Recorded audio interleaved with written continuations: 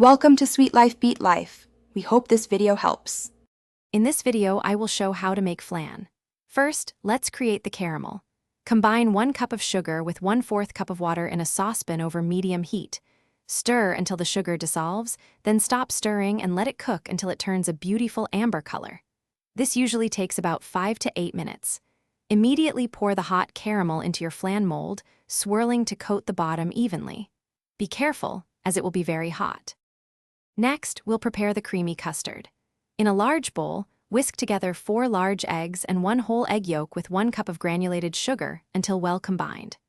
Gradually add 2 cups of whole milk and 1 can of evaporated milk, stirring constantly. Incorporate 2 teaspoons of vanilla extract and a small pinch of salt. For the silkiest flan, strain the custard mixture through a fine mesh sieve into a separate bowl to remove any chalazi or lumps. Now it's time to bake our flan.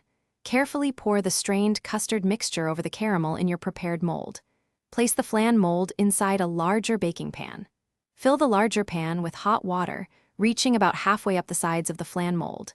This water bath ensures even, gentle cooking. Bake in a preheated oven at 325 degrees Fahrenheit for 60 to 75 minutes, or until the center is just set. Once baked, remove the flan from the water bath and let it cool completely on a wire rack. Then, refrigerate it for at least 4 hours or preferably overnight to allow it to set fully and develop its rich flavor. When ready to serve, run a thin knife around the edge of the mold to loosen the flan.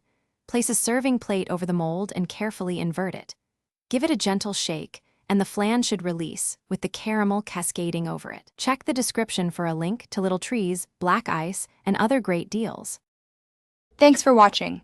Consider subscribing if we helped you.